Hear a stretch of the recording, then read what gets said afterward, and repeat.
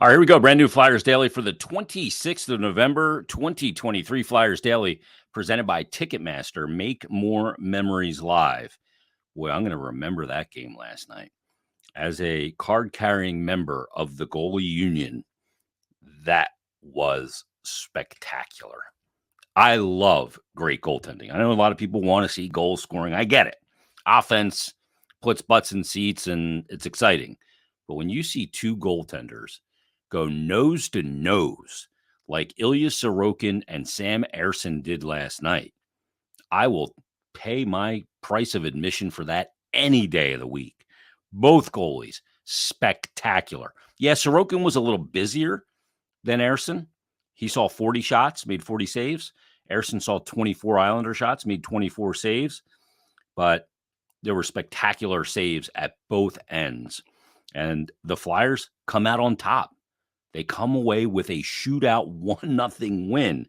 This is a rarity. It's only the 16th double shootout in Flyers franchise history. It doesn't happen very often.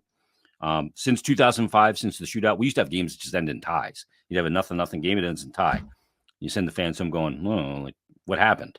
But since they brought in the shootout and they've resolved games since 2005, the Flyers have 4 wins in this situation. And the last time it happened was February 2018, a double scoreless shootout. Peter Mrazek was the Flyers goaltender. He was here for a cup of coffee. But spectacular goalie performance at both ends. Sorokin was great in that game on Wednesday. Ersson got the nod tonight because the game prior for the Islanders, Varlamov played. Sorokin got the nod, and because Carter Hart played against the Rangers, it was Ersson for the Flyers. And Sam Ersson, I can't say enough about him. We're going to talk about the specifics of how he got his season on track in just a second, because he did not get off to a good start, but I think that he learned from it. Flyers, again, Islanders, no score in the first 3 periods and overtime. And real quick on overtime, I've been a harsh critic of 3-on-3 overtime.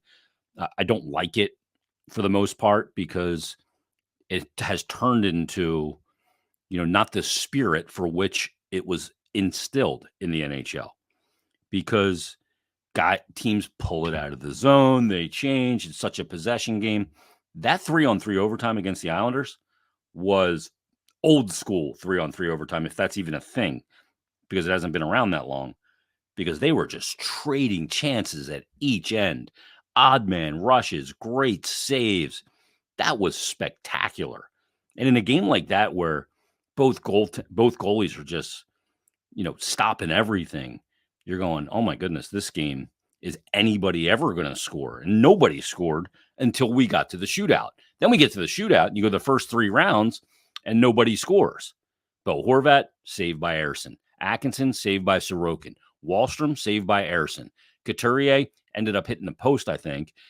So no goal. Matthew Barzal, saved by Ersson. Morgan Frost, glove save by Sorokin. Kyle Palmieri goes in.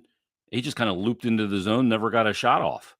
And that was the Islanders' last attempt. So the Flyers had Tyson Forster up as their 4th shooter. And he goes in, recognizing that you probably weren't going to deke and beat Ilya Sorokin. So he goes in and just picks a spot and absolutely rings it up. Perfect shot. That's what it was going to take to beat Sorokin.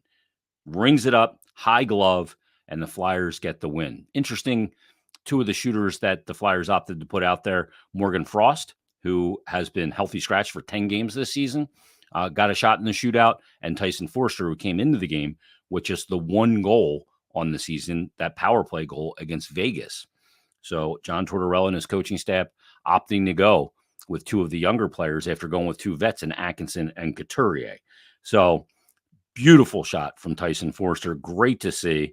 I think one of the big elements of the game, too, for me, is that the Flyers played in a style that they've played all season. They didn't let the glorious breakdowns and lack of, support or coverage that they didn't have against the Rangers continue. They clamped down on that. They were much more in tune to recognizing when a D-man was pinching or when coverage needed to be shaded. And they did that in the game. They created good opportunities because of that aggressiveness. And it shows me that they're a team that's what they want to do. And just because they had that game against the Rangers where maybe they weren't cognizant of, help defense, if you will, that they went right back to it against the Islanders and generated a ton of great scoring chances on Sorokin in the game. So that's a good sign for the Flyers. All right, let's talk about Sam Ersson, because he gets the 24 saves, he gets the shutout, he gets the win. And he's a guy that just did not start out the year strong. For whatever reason, I think part of it is a goaltender adjusting to being a backup, which is difficult to do. I think he went 19 days between start number 1, which came on the 21st of October, and his last preseason performance. So that's a good amount of time, and it's a goalie's got to figure out how he can, be ready to go without playing multiple times in a week. And Sam Ersson in that first game against Dallas, he made 20 saves on 25 shots, allowed 5 goals, 800 save percentage. Then the Anaheim game at Wells Fargo, he gave up the 7 spot, 18 saves on 25 shots, a 720 save percentage. And then that loss against Buffalo, he gave up, he made 7 saves on 9 shots in that game. Carter Hart left that game because he was injured 10 minutes in. But since then, Ersson, a 921 save percentage in his last 4 games, going into the game last night where he gets the shutout. So obviously he built on that. He got the win in Buffalo, where he allowed just the 1 goal, made 21 saves on 22. Then the next game, it was San Jose. He ended up losing that game, made 17 saves on 19 shots. Then he made 35 saves on 38 against Anaheim on the road when the Flyers won that game 6-3. He had a 921 save percentage in that game. And then against the Columbus Blue Jackets, he made 20 saves on 22 shots. And to me, that might be a guy, and obviously the performance last night, 24 saves on 24 shots, and he was great. That might be a guy that's learning how to get himself ready when he doesn't play as the starter. And that's a good thing. You need to get quality goaltending, quality starts from your backup in this league. And Sam Ersson has really kind of dialed his game in for the Flyers. And that certainly is a good sign. And we'll see when he gets his next start. Flyers have a couple divisional games this week, Carolina on Tuesday, and we'll get our first look at the Devils on Thursday, and then back-to-back games with the Penguins, although they're not on back-to-back days. So we'll see how the John Tortorella and the coaching staff deploys his goaltenders.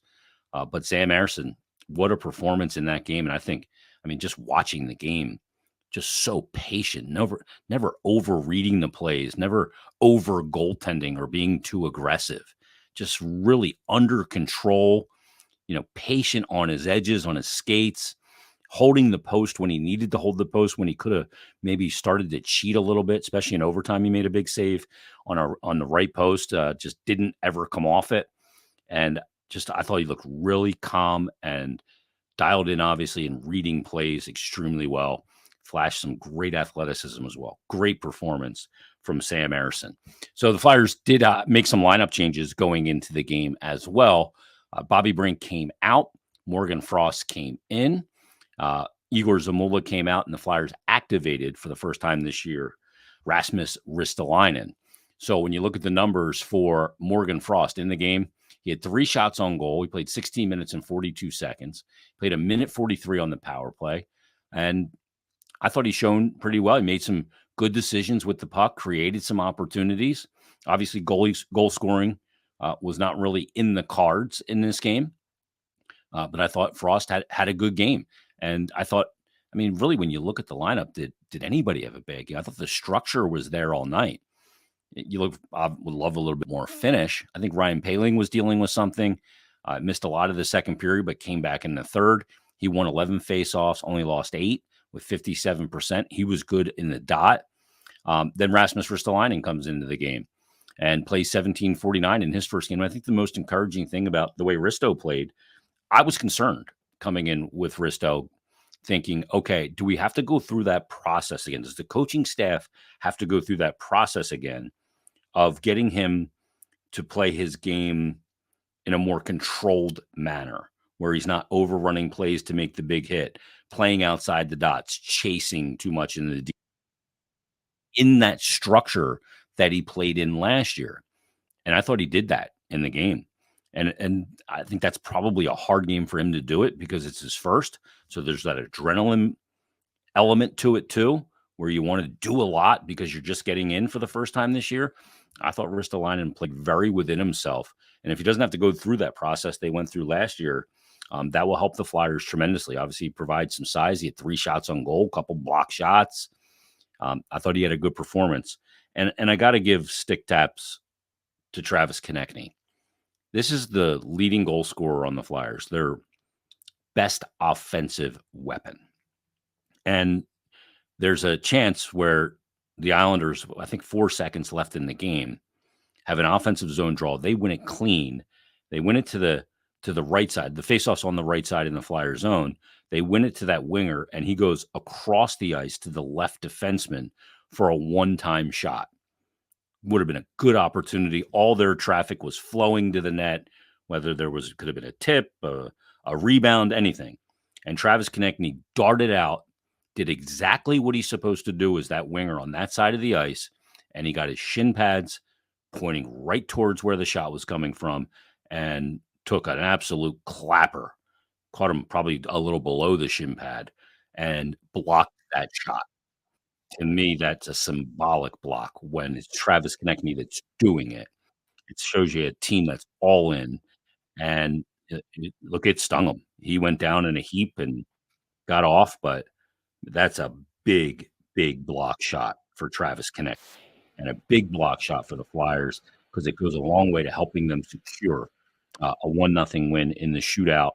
Obviously, shootout wins is something that's hard to come by since it's been instituted for the Flyers. They get one here against a goaltender in Sorokin who was spectacular on the night, and Flyers are just a little bit better. And they end their skid at 2 games. They'll look to get back and put back-to-back wins together when they face Carolina. They already faced Carolina twice this year. They lost at Wells Fargo Center 3-2. They went to Carolina and won 3-1. This will be the rubber match coming up on Tuesday night. Flyers have a much-earned day off tomorrow. They just played 3 games in 4 days and back-to-back, obviously. Islanders did too. But they'll face Carolina coming up on Tuesday. That task is obviously not easy. Carolina, nobody in the NHL plays much faster in transition than they do. They really stress you.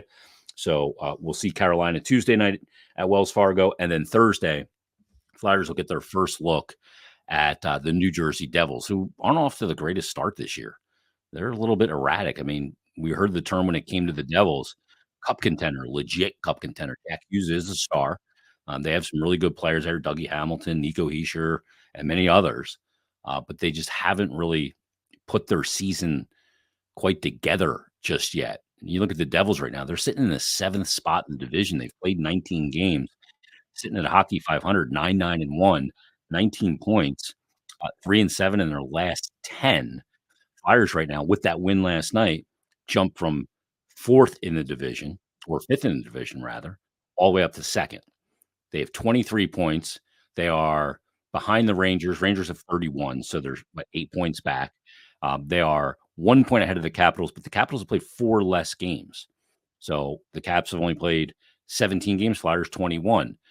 They bump up ahead of the Carolina Hurricanes, but they played 2 more games than the Canes. Canes have 22 points, and the Islanders get a point in the game, and they have 22 points. The teams went in tied last night with 21 points for the Flyers and the Islanders. So 1-0 shootout win for the Flyers. You'll take it. We'll have Bill Meltzer coming up tomorrow. No assists in the game because there's no assist on shootout goals. So we didn't get to make any donations tonight. We're looking for a bunch of donations come Tuesday when the Flyers take on Carolina to the Penn Medicine Assist because Penn Medicine and the Flyers have teamed up to donate 30 pounds of food to local communities in need for every Flyers assist this season. So we'll get back at that coming up on Tuesday when the Flyers resume against the Carolina Hurricanes. That's going to put a wrap on this episode. Everybody, thanks for listening. Thanks for watching. If you're watching on YouTube, by the way, you can always comment on the videos down below. And I've been known to jump into those comments as well. So we'd love to create a little community there of commenters, have some good hockey dialogue. Everybody, have a great Sunday. We'll talk to you coming up tomorrow. Mondays with Meltzer on a brand new Flyers Daily.